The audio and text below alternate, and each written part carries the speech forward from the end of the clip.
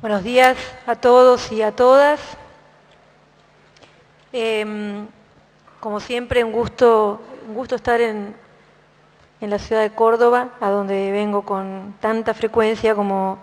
me resulta posible. Quiero agradecer a la Subsecretaría de Promoción de Igualdad y Calidad Educativa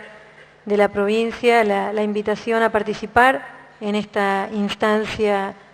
de formación que todos ustedes están realizando con vistas a los futuros concursos. Me han invitado a exponer ante ustedes acerca de un tema sobre el cual vengo trabajando en los últimos años. Es la primera vez que vengo a Córdoba a exponer sobre este tema. En general, he estado aquí trabajando cuestiones de currículum y de formación docente,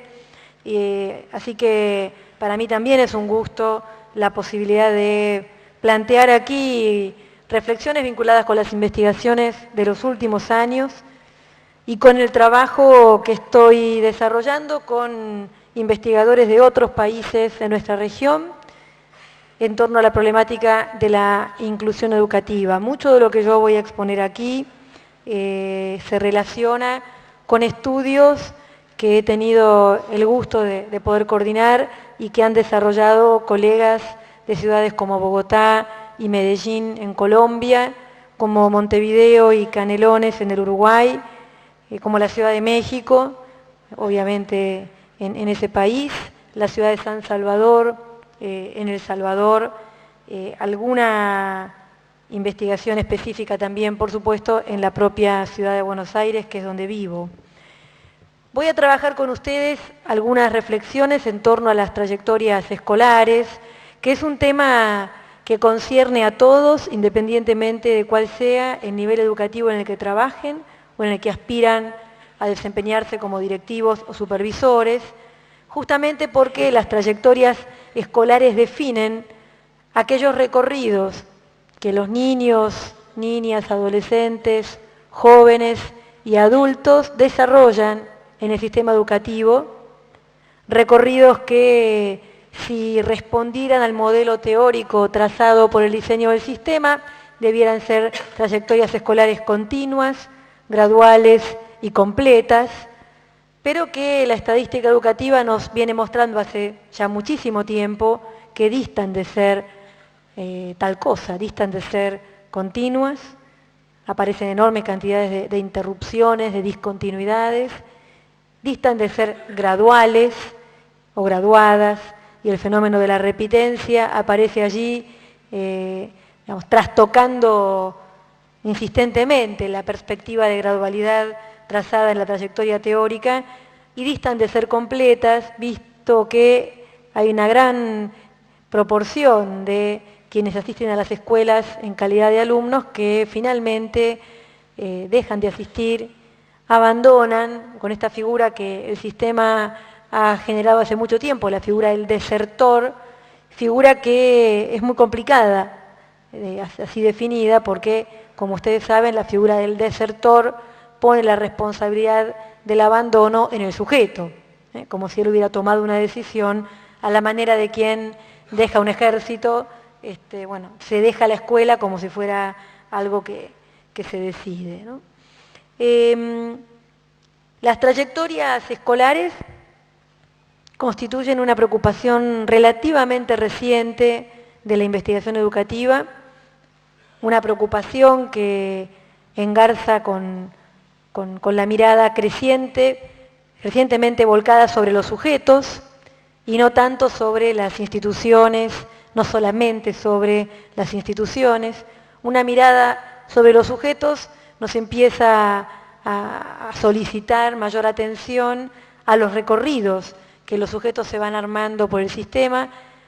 a veces debido a decisiones que van tomando, pero en buena medida debido a las restricciones que el propio sistema pone a sus eventuales recorridos. En países como el nuestro, y en general en los países de nuestra región, de América Latina, las trayectorias escolares están signadas por la discontinuidad, están signadas por la dificultad. En términos estadísticos, la proporción de niños, niñas, adolescentes y jóvenes que realizan la trayectoria teórica prevista por el sistema es bastante menor que la proporción de aquellos que en algún momento de su trayectoria y a veces de manera continua experimentan situaciones de exclusión.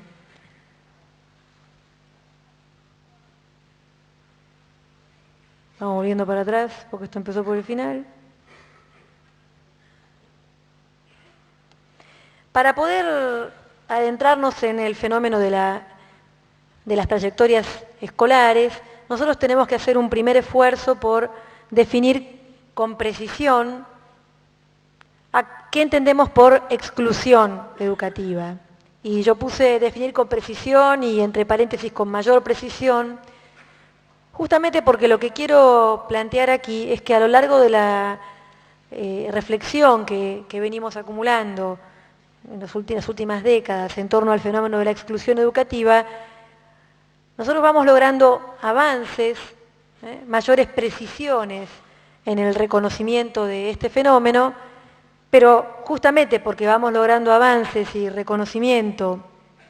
en la definición de este fenómeno, es que sospechamos que a medida que transcurra el tiempo y sigamos acumulando todavía más reflexión, probablemente las definiciones a las que pudimos llegar hasta el presente en el futuro nos parezcan insuficientes. Así que lo que yo voy a hacer ahora no es definir con precisión la exclusión educativa, sino definirla con mayor precisión respecto de definiciones anteriores y seguramente con menor precisión respecto de aquellos fenómenos que se nos van a ir haciendo más evidentes con la investigación y con la reflexión pedagógica en los próximos años. Hay un significado clásico de la exclusión educativa, un significado con el que seguramente todos los que estamos aquí podemos coincidir. Cualquiera de nosotros podría decir, bueno, un significado básico del fenómeno de la exclusión remite a la situación de aquellos que no están en la escuela, aquellos que nunca ingresaron o que, habiendo ingresado, la han abandonado sin completar los niveles educativos en los cuales se encontraban cursando. Es bastante fácil que en el discurso pedagógico, en las reflexiones que compartimos todos los que estamos preocupados por los fenómenos educativos, se nos aparezca rápidamente como significado de exclusión el hecho de no estar en la escuela. No por clásico, no por compartido, estamos hablando de un fenómeno menor. Quienes trabajan en el sistema de educación de adultos saben perfectamente que el sistema de alguna manera procura ofrecer una alternativa educativa, una nueva oportunidad educativa a personas que vienen padeciendo en su trayectoria escolar o bien el fenómeno de no haber podido ingresar nunca, no haber podido obtener nunca una vacante en los niveles educativos cuando estaban en la edad teórica escolar fijada por las leyes de obligatoriedad, o bien han estado durante un tiempo, sea en la educación primaria, sea en la educación secundaria, y sin embargo no han podido completar los niveles respectivos. Quienes trabajan en el nivel inicial saben perfectamente que, a pesar de que las leyes de obligatoriedad, la Ley Federal de Educación estableció hace ya más de 15 años la obligatoriedad de la sala de 5, sin embargo todavía tenemos dificultad para garantizar cobertura completa, sobre todo en las zonas rurales más alejadas y en los bolsones de pobreza de las grandes ciudades, y saben también que a medida que se extiende la cobertura en la sala de 5, empieza a ser cada vez más relevante la cobertura en edades previas, porque de lo contrario, las diferencias que históricamente encontrábamos en primer grado y que quisimos paliar con la obligatoriedad de la sala de 5, comienzan a aparecer en la sala de 5 debido a que los sectores medios y altos de nuestra población sí logran mayores años de escolaridad preescolar que los sectores vulnerables. Los investigadores mexicanos utilizan una expresión que a mí me gusta mucho. Ellos no hablan de población vulnerable, hablan de población vulnerabilizada,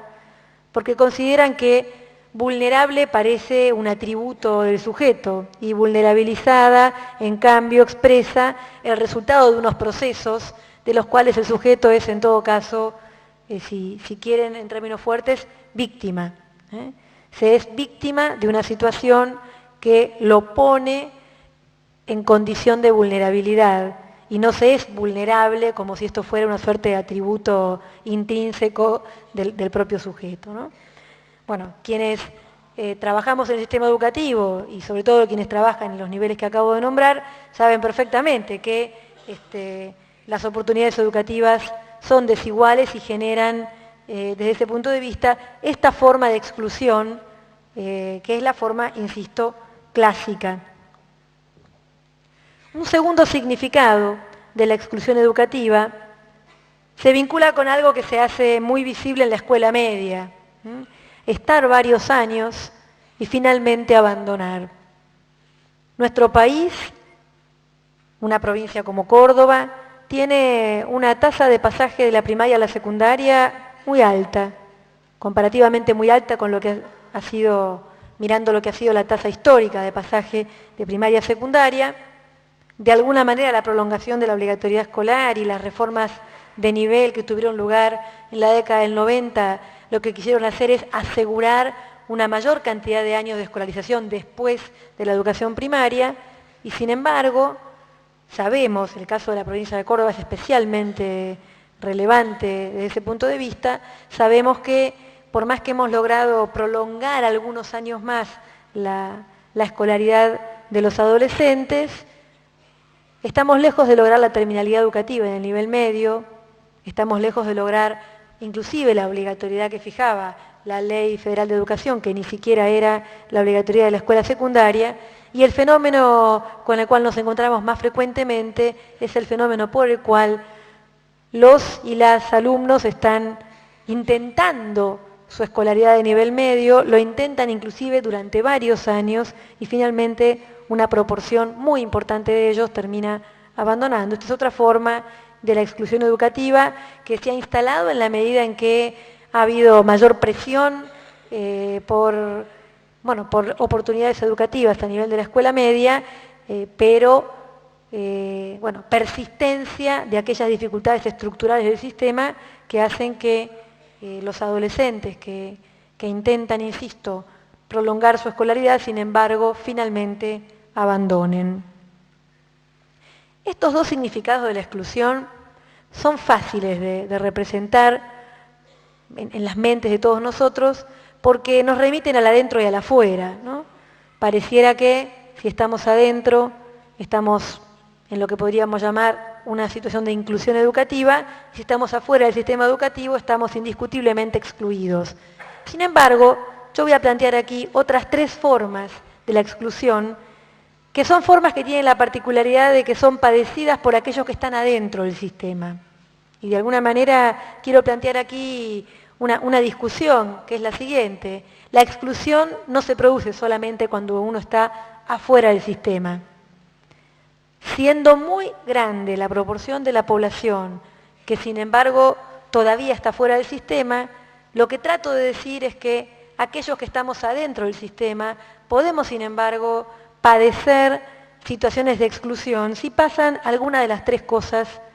que voy a plantear ahora. La primera tiene que ver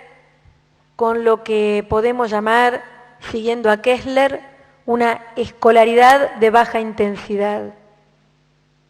Escolaridad de baja intensidad. Este concepto no es mío, este concepto es de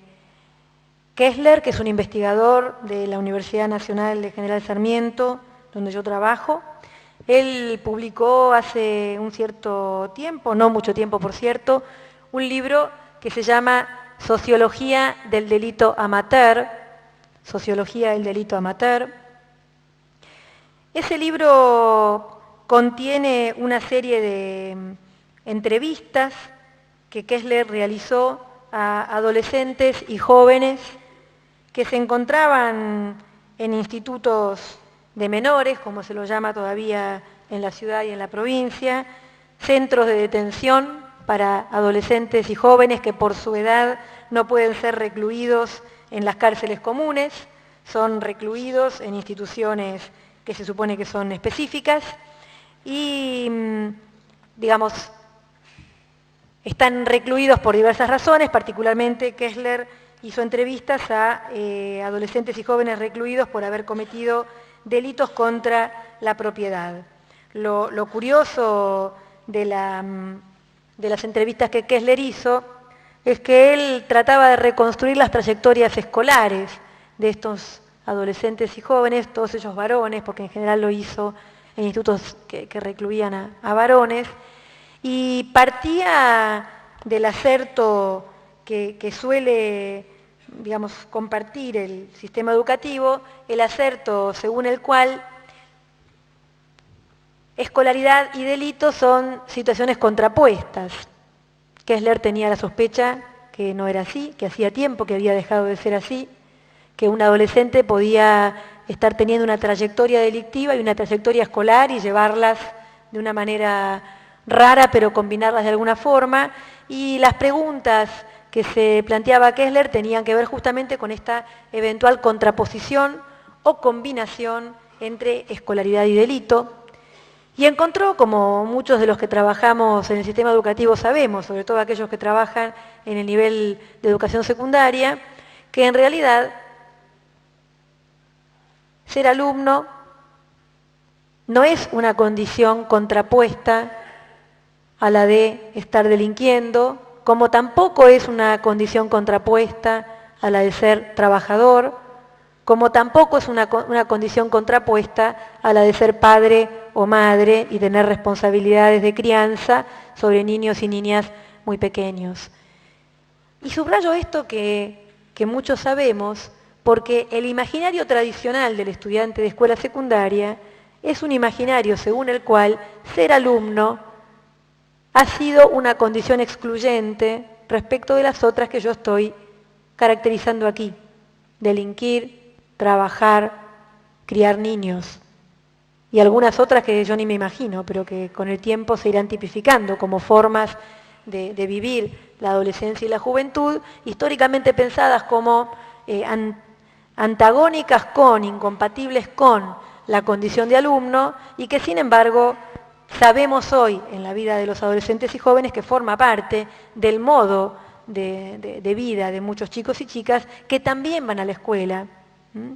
y que, bueno, plantean para aquel imaginario, para aquella representación, una gran cantidad de desafíos. ¿A qué se refiere Kessler con la escolaridad de baja intensidad? A esta forma particular de cursada de estos adolescentes y jóvenes que estaban recluidos, insisto, por haber cometido delitos contra la propiedad, formas de escolaridad que cuando ellos las describían se caracterizaban por ir a la escuela cada tanto, esporádicamente, no llevar los útiles, no realizar las tareas, no preocuparles mucho las consecuencias de todo ello. Kessler dice que estas formas de escolaridad de baja intensidad tienen como dos versiones, una versión disciplinada y una versión indisciplinada. En la versión disciplinada, el estudiante que asiste de estas maneras irregulares, que trabaja poco, que no estudia, sin embargo, tampoco resulta conflictivo para la escuela, porque no tiene una forma de estar en la escuela que plantee dificultades respecto de la convivencia o respecto de la disciplina. En la forma indisciplinada, como ustedes se pueden imaginar, sucede todo lo contrario. La forma de estar en la escuela además agrega al no aprender, al no trabajar o al asistir cada tanto, el famoso hacer bardo. Y en el hacer bardo, bueno, obviamente esta forma de escolaridad está bastante más cerca de la expulsión o de la exclusión que la forma disciplinada, pero lo que muestra la investigación de Kessler es que tanto la forma disciplinada como la indisciplinada a la larga terminan en el abandono de la escuela. Un abandono que, como dice Kessler, no se produce de un día para el otro, no se produce por algún fenómeno que en un momento determinado produce la salida, sino que va ocurriendo, ¿sí? Y un día se descubren no yendo más. Este hallazgo de Kessler, de que el abandono no ocurre de un día para el otro, sino que es la consecuencia de una forma de escolaridad de baja intensidad, es consistente con otros hallazgos de investigaciones realizadas, en este caso en la ciudad de Buenos Aires, con adolescentes que habían abandonado la escuela secundaria. Se hicieron entrevistas a estos adolescentes que habían abandonado la escuela secundaria, y lo curioso de estas entrevistas era que, habiendo elegido a los adolescentes porque hacía 2 o más años que ya no iban a la escuela, cuando se los entrevistaba, la mitad de ellos no decía que no iba a la escuela. Decían, no, yo no estoy yendo, que no es lo mismo que no voy más. No estoy yendo, pero voy a volver. ¿Cuándo vas a volver? Y el año que viene o el otro, pero yo no estoy yendo. Ese no estoy yendo es extremadamente significativo, porque no es lo dejé, yo ya no voy o me echaron. Es no estoy yendo en una manera de contarse la propia trayectoria escolar en la cual no se ven a sí mismos como habiendo dejado la escuela y por tanto resultan muy difíciles de interpelar por los programas y proyectos de política educativa que se dirigen a la clásica figura del adolescente que no va a la escuela. Un adolescente que no está yendo no se ve interpelado por un discurso del tipo volvé o del tipo vos que dejaste, ¿sí? Vení nuevamente. Ese no estoy yendo es muy revelador porque además algunos de estos adolescentes decían yo estoy estudiando. Según toda la definición formal, hacía 2 o más años que no iban a la escuela. Pero ellos decían, yo estoy estudiando, ¿sí? Estoy en un taller mecánico y entonces estoy aprendiendo una cosa que antes no sabía. Estoy en un CFP aprendiendo un oficio. Creo que voy a preparar la materia que tenía previa para poder volver. Y con esa imagen de yo estoy estudiando, yo estoy estudiando y no estoy yendo, digamos, bueno, es muy difícil la interpelación por parte de aquellos programas y proyectos que van a buscar con la clásica figura de quien ya no va, con la clásica figura del desertor. Una cuarta forma de exclusión la padecen aquellos alumnos y alumnas, niños, niñas, adolescentes, jóvenes, adultos, que están sometidos a aprendizajes que podríamos llamar sectarios o elitistas. Quienes me han escuchado en otras oportunidades, en ocasiones en que me acerqué a la provincia para hablar de cuestiones vinculadas con el tema curricular, me han escuchado exponer muchas veces el concepto de justicia curricular, un concepto generalizado en el discurso educativo y que se le debe a un autor australiano que se llama Robert Connell. Connell, en un libro que se llama Escuelas y Justicia Social, presenta este concepto de justicia curricular para advertirnos que los estudiantes pueden estar cursando todos con el mismo currículum y desde ese punto de vista, como el currículum es común, tendemos a pensar que entonces allí hay un fenómeno de inclusión educativa y sin embargo el currículum ser injusto en la medida en que codifique como formas aceptadas de cultura las formas de ciertos sectores sociales en desmedro de las visiones culturales y de las formas de producir cultura de otros sectores. De hecho, la historia del currículum de la escuela occidental es la historia de la codificación de un sector de la cultura como la cultura. La cultura escolar es el resultado de la codificación ocurrida a lo largo de 3 o 4 décadas del saber de ciertos sectores sociales de fines del siglo XIX, a duras penas actualizado a lo largo del siglo XX y por eso tanto costo, tanta dificultad para que entren al currículum producciones culturales más recientes, como por ejemplo la de las tecnologías y los medios de comunicación, formas artísticas que no responden a la forma canónica de producir arte, que es la forma transmitida por la escuela, e insisto, codificada entre fines del siglo XIX y comienzo del siglo XX, y por supuesto las producciones culturales de sectores que podríamos llamar populares, que no responden al canon de la cultura oficial. Hoy leía en un libro de un pedagogo español que todos conocemos mucho, que es, voy a buscar el libro, que es José Gimeno Sacristán. Él decía, en un momento, la utopía educativa más relevante y decisiva para la educación, desde la tradición clásica griega, pasando por el Renacimiento, elevada a su máxima expresión en el siglo XVIII con la Ilustración y el impulso de los ideales revolucionarios, considera que la facultad de conocer, el desarrollo de la racionalidad, son esenciales para el progreso humano, suponiendo que esa capacidad se nutre de los bienes culturales acumulados, especialmente del contenido y del método de las disciplinas científicas, de la llamada alta cultura en general. Alta cultura en general, ¿eh? Alta cultura es un sector de la cultura. Yo no estoy acá diciendo que sea ni mejor ni peor que otra forma de la cultura, simplemente estoy diciendo es una cierta codificación de un cierto sector de la cultura que nuestros afanes universalistas nos llevan a querer que esté a disposición de todos y todas, y uno puede compartir ese afán universalista, pero ese afán universalista ha tenido una consecuencia importante, que es la exclusión de otros aprendizajes y de otras perspectivas de la cultura que no son estas oficialmente codificadas. Con él se refería además a formulaciones del contenido escolar que realmente terminaban enfatizando la situación de exclusión o de sumisión o de vulnerabilidad en que podían encontrarse grupos sociales determinados. Y el ejemplo más clásico que nosotros podemos dar es la formulación curricular de un contenido clásico de la escuela primaria, como ha sido el contenido Descubrimiento de América. El contenido Descubrimiento de América remite a un hecho histórico desde una cierta perspectiva, pero remitir a un hecho histórico desde esa perspectiva convalida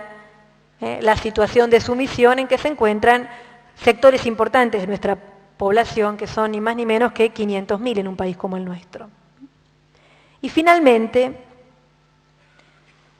la última forma de exclusión en la cual hemos podido pensar hasta ahora tiene que ver con los aprendizajes de baja relevancia. Cuando hablamos de aprendizajes de baja relevancia, estamos tratando de llamar la atención de todos ustedes sobre ciertas formas de escolaridad que hace que un estudiante pueda haber cursado razonablemente la escuela primaria, razonablemente la escuela secundaria, haber aprobado estos dos niveles educativos con calificaciones muy aceptables, y sin embargo encontrarse con que aquello que ha aprendido no le sirve para aquello para lo cual se supone que debería servirle. Por ejemplo, se sienta en un aula de educación superior y no entiende de qué le hablan, y se da cuenta que otros compañeros sí entienden, otros compañeros que tienen la misma calificación escolar que él sí entienden y él no. Se da cuenta que en el diario se plantean problemáticas relevantes de la vida social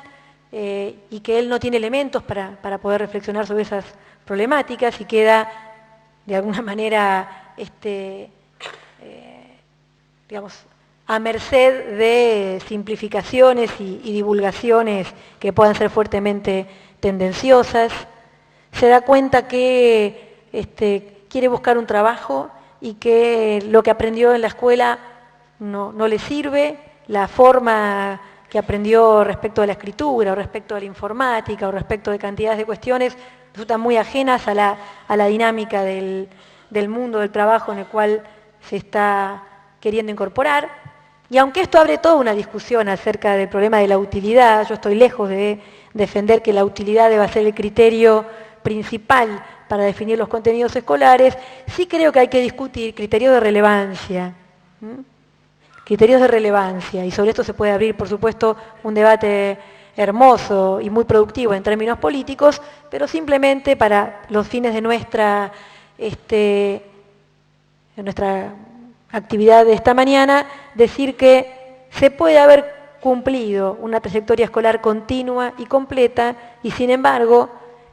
salir del sistema con un conjunto de aprendizajes de muy baja relevancia. Esto lo denuncian enormes cantidades de investigadores y también de didactas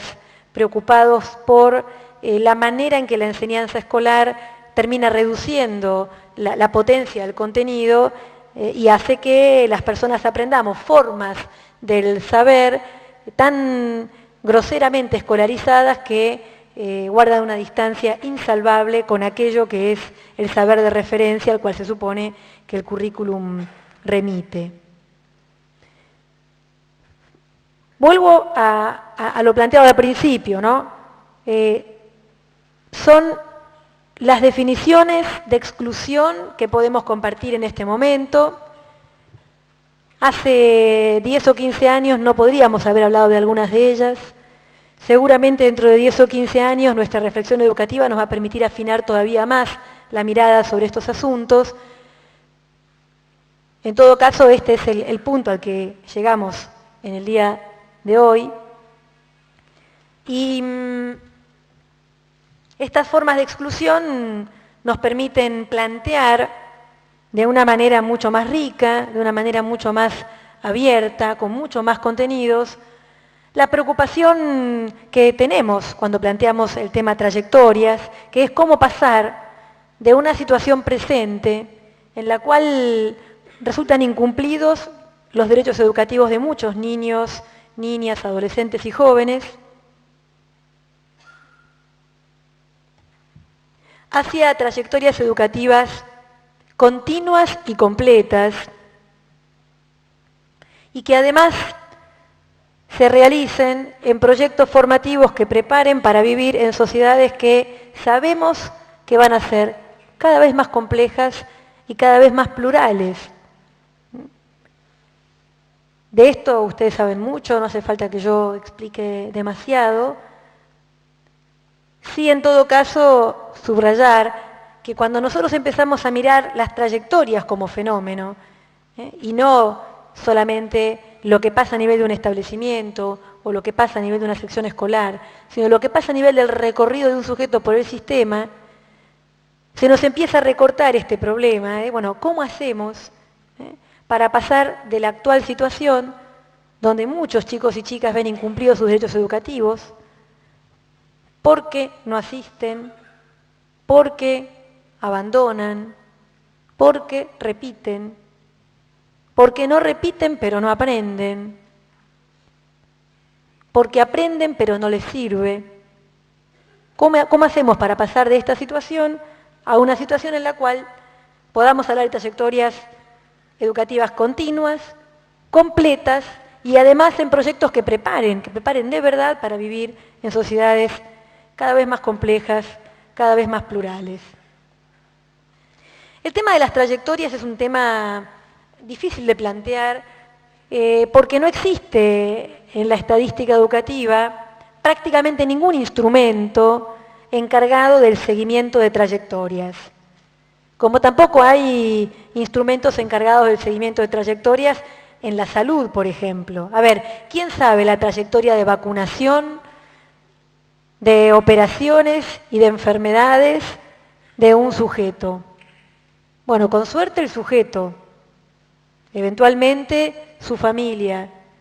Si existe la figura del médico de cabecera, tal vez el médico de cabecera, pero seguro no el sistema de salud. El sistema de salud no tiene modo de conocer la trayectoria sanitaria, digamos, si me permiten la expresión, de un sujeto. Bueno, curiosamente el sistema educativo tampoco tiene modo de conocer la trayectoria educativa de un sujeto. La trayectoria educativa de un sujeto queda trazada con buena suerte en sus boletines escolares, quizás esté en el registro narrativo que se lleva en algunas escuelas, pero el boletín escolar, el registro narrativo, el legajo del alumno, están construidos bajo el supuesto de que un alumno desarrolla una trayectoria educativa continua y completa. Si deja el año escolar en la mitad, si se muda de provincia, si se cambia de turno, si se cambia de escuela. Ahí los instrumentos con los que contamos son mucho más débiles para hacer justamente el seguimiento de trayectorias. De modo que cuando uno habla de la situación de las trayectorias escolares, como lo voy a hacer yo ahora, no lo hace apoyándose en herramientas de estadística educativa o en instrumentos formalizados de seguimientos de trayectoria. Lo hace utilizando la estadística educativa que no sigue al alumno, para componer, sin embargo, algo del seguimiento de los alumnos. Asunto que es, por supuesto, solamente aproximativo y muy incompleto. ¿Cuál es la situación de las trayectorias escolares en una región como la nuestra, en la región que llamamos América Latina? En primer lugar hay que decir, y esto es una nota positiva, que en nuestra región se han producido enormes avances en la escolarización. Si uno mira la estadística educativa de los últimos 20 años, tiene que decir que hay cada vez mayor cobertura de los sistemas escolares, una tasa neta de escolarización cada vez mayor, lo que significa que cada vez más sujetos en edad escolar están cursando los niveles educativos que deben estar cursando, cada vez mayor cantidad de años promedio de educación en la población escolarizada, lo que quiere decir que la gente está más tiempo en la escuela, y un índice cada vez menor de analfabetismo. Esto es verdad y es bueno, pero lo que también descubrimos es que cada nuevo esfuerzo que hemos hecho por ampliar la escolarización, cuando hemos ampliado hasta la universalidad la escuela primaria, cuando hemos ampliado el ciclo básico o los primeros años de la escuela secundaria, cuando hemos intentado ampliar la escolaridad en el nivel inicial, ahora que en un país como el nuestro estamos pretendiendo universalizar la escuela secundaria, cada esfuerzo que hemos hecho por ampliar la escolarización ha producido nuevos contingentes de niños, niñas, adolescentes y jóvenes que no ingresan, que ingresando no permanecen o que permaneciendo no logran aprender en los ritmos y de las formas en que lo espera la escuela. Ustedes lo han visto en la provincia, ¿sí? Cuando se creó el CBU y la escuela primaria fue reformulada de sus 7 años clásicos a 6 años, y muchos niños pasaron de 6º grado de la primaria al primer año del CBU, se empezó a producir un fenómeno que nadie quería, pero que se produjo, que es el fenómeno por el cual algunos niños comenzaron a dar por finalizada su escolaridad en el 6º año. Y hubo que hacer un esfuerzo para salir a buscarlos, porque lo que había sido un gran logro de la escuela primaria argentina, que era por lo menos la terminalidad de 7 años, comenzó a estar en riesgo por aquella decisión de estructura de pasar el 7º grado o el 7º año de la escolaridad, mejor dicho, a otro nivel educativo. También vieron que, si bien una enorme cantidad de niños se incorporaron al CBU, el CBU comenzó a experimentar fenómenos de repitencia y de abandono en una proporción que fue realmente preocupante para la provincia. Bueno, el fenómeno que se vio en la provincia de Córdoba se vivió de otros modos, obviamente, en el resto del país, y se ha vivido con antelación en jurisdicciones como Córdoba, o Buenos Aires, o Santa Fe, o inclusive Mendoza, que históricamente tenían mayores tasas de cobertura del sistema escolar y por lo tanto anticiparon de alguna manera los problemas que provincias como Salta o Chaco o Formosa recién ahora empiezan a tener, a medida que van logrando mayor escolaridad del nivel primario que históricamente no tenían, empiezan a vivenciar los fenómenos de repitencia y de abandono propios de la escuela media que jurisdicciones con mayor tradición educativa vivían desde mucho tiempo antes. El problema de estos nuevos contingentes es que no ir a la escuela secundaria, cuando la gran mayoría de la población no va a la escuela secundaria, no es lo mismo que no ir a la escuela secundaria cuando cada vez más gente empieza a ir. No ir a sala de 5, cuando la cobertura de sala de 5 es relativamente baja, no es lo mismo que no ir a sala de 5 cuando la cobertura es casi universal. Hay algunos estudios realizados en países de la región acerca de la escolaridad primaria de niños y niñas que asistieron y que no asistieron al nivel inicial, que muestran con claridad dos cosas. La primera la sabemos todos, y es que quienes asistieron al nivel inicial tienen una trayectoria escolar mucho más favorable que quienes no asistieron al nivel inicial. Esto lo sabe todo el mundo y la gente de nivel inicial ha hecho de esto un motivo de defensa de la importancia y del valor educativo del nivel inicial, no solamente para el presente de la vida de los niños, sino también para el futuro de su trayectoria escolar. Pero la otra cosa que muestran las investigaciones, y esta es preocupante, es que la escuela primaria ha comenzado a incrementar las expectativas respecto de lo que debería saber un niño o una niña que empieza primer grado. Y entonces ahora, si un niño y una niña que empieza primer grado no viene con ciertos conocimientos básicos del sistema de escritura, la escuela comienza a mirarlo como si fuera un niño con alguna clase de déficit. Cuando en realidad no es un niño con alguna clase de déficit, es un niño que debido a las condiciones de crianza y a la falta de oportunidad educativa previa al ingreso a la escuela primaria, no ha tenido oportunidad de interacción con la lectura y la escritura en prácticas sociales relevantes que le permitieran construir conocimientos sobre el sistema de escritura. Pero muchos maestros y maestras comienzan a decir, este niño no está como los demás respecto de la posibilidad de aprender a leer y escribir. Y es verdad que no está como los demás. El asunto es si eso es un impedimento para que aprenda a leer y escribir, ¿sí? O si por el contrario debiéramos con ese niño, con esa niña, con esos grupos de niños y niñas, fortalecer aquello que era parte de la tradición escolar primaria, que justamente, si algo sabía hacer, era alfabetizar. ¿Se entiende lo que estoy diciendo? Sí. Bueno, avanzo entonces. La estadística muestra la persistencia de puntos críticos en las trayectorias escolares. Vuelvo a decir, la estadística no sigue al alumno, pero uno con la estadística puede detectar puntos críticos de las trayectorias escolares que después los puede corroborar haciendo historias de vida. Y las investigaciones que hacen historia de vida corroboran efectivamente la persistencia de estos puntos críticos. En la educación infantil está claro que todavía es insuficiente la escolarización en las zonas rurales más alejadas, en las zonas urbanas que experimentan fenómenos de migración creciente,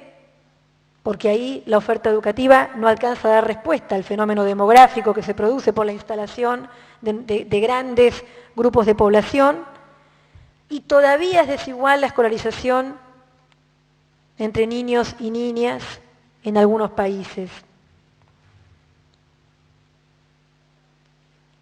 En segundo lugar, todavía hay un punto crítico en el ingreso a la escuela primaria. Aunque parezca mentira, en un país como el nuestro, y a más de 120 años de sanción de la ley de obligatoriedad escolar primaria, que fue la ley 1420, todavía hay una proporción pequeña, pero dolorosa, de niños y niñas que no asisten a la escuela primaria. Y el punto del ingreso también se plantea como un punto de dificultad en la trayectoria por el hecho de que, como todos ustedes saben, el primer año de la escolaridad es el año que acumula el mayor porcentaje de repitencia de toda la trayectoria escolar primaria. La repitencia en primer grado muestran ya varias investigaciones que correlaciona de manera muy fuerte con nuevas repitencias a lo largo de la escolaridad primaria, y todos sabemos que la sobreedad es un fenómeno que termina a la larga o a la corta siendo una suerte de anticipo del abandono escolar. Cuando uno tiene 11 años, 12 años y está en tercer o cuarto grado de la escuela primaria, la perspectiva de escolaridad que tiene para adelante es francamente desalentadora y entonces no es infrecuente que los niños y niñas en esa situación finalmente abandonen. Y ahí aparece la figura del desertor y uno se vuelve a preguntar, como decía al principio, si ahí hay de verdad una decisión. Sí, parece que hay una decisión, pero es una decisión producida, ¿sí?, en el marco de una trayectoria formada de cierta manera, bueno, que es parte de lo que vamos a discutir acá. Por eso yo ponía como otro punto crítico el ciclo de alfabetización de la escuela primaria. Porque ese ciclo de alfabetización produce la repitencia en primer grado, la repitencia reiterada de una parte importante de quienes repitieron en primer grado, y el hecho absolutamente injustificado de que niños y niñas que tienen formalmente acreditado el primer ciclo de la escuela primaria, sin embargo, se encuentran en el cuarto, quinto, sexto año de la escolaridad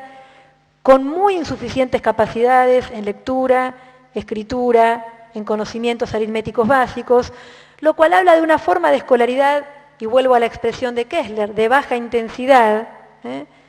la cual finalmente el sistema lo aprueba, lo promueve, lo hace pasar porque ya no es sostenible su escolaridad por la sobredad que ha acumulado, pero todo el mundo sabe que pasa con muy bajos niveles de logro educativo, que son bajos niveles de logro educativo que comprometen evidentemente la escolaridad posterior. Otro punto crítico se encuentra en la transición de la escuela primaria a la escuela secundaria. A esto ya me he referido, de modo que no me voy a referir nuevamente. Y un último punto crítico que me interesa destacar, siempre en términos de educación obligatoria, tiene que ver con la transición del primer ciclo de secundaria al ciclo superior. La probabilidad de que un alumno de América Latina que ha terminado el primer ciclo de la escuela primaria, termine toda la escuela secundaria, es 7 veces menor que en los países europeos. Y estamos hablando de haber terminado el primer ciclo de la escuela secundaria, que ya es una parte seleccionada de la población, porque allí no están los que no terminaron la primaria y allí no están los que abandonaron la secundaria. Estamos hablando de haber terminado el ciclo básico de la primaria, de la secundaria, y sin embargo, abandonar en la transición al ciclo superior o en el propio ciclo superior. Junto con los puntos críticos de las trayectorias, si uno hiciera el recorrido junto con estas zonas de alerta, zonas de riesgo que yo acabo de marcar, están los grupos que encuentran dificultades persistentes. Los pueblos originarios en toda su trayectoria escolar, los adolescentes y jóvenes del sector rural, los niños y niñas pobres de las grandes ciudades y un sector que debiera haber puesto, y olvidé ayer corregir la filmina, los niños, niñas, adolescentes y jóvenes con discapacidades físicas importantes. Fíjense que estoy puntuando, ¿no? Digo, los pueblos originarios en toda su trayectoria. En cuanto a adolescentes y jóvenes, especialmente en el sector rural. En cuanto a niños y niñas, especialmente en las grandes ciudades y especialmente aquellos que son pobres. Y en el caso de los sujetos con discapacidades físicas, ahí depende muchísimo de la situación. Por ejemplo, en las grandes ciudades, una de las variables que más fuertemente correlaciona con la probabilidad de asistencia escolar de niños y niñas con discapacidades físicas es si viven en un barrio o si viven en una villa. Si viven en una villa, la probabilidad de que asistan a la escuela es mucho menor, porque en general es mucho menor para el conjunto de los niños, y en el caso de un niño o de una niña con una discapacidad seria, por ejemplo, de tipo motor o de tipo sensorial, ahí es bastante más probable que la familia ni siquiera haga el esfuerzo de enviarlo a la escuela, porque ya las dificultades son enormes para enviar a los otros. En el caso de este niño o esta niña, las dificultades son realmente insalvables muchas veces para las familias. Con esta primera parte de la conferencia yo he tratado de, trazar el fenómeno de la exclusión, poniéndolo en relación con este concepto relativamente nuevo de trayectoria escolar,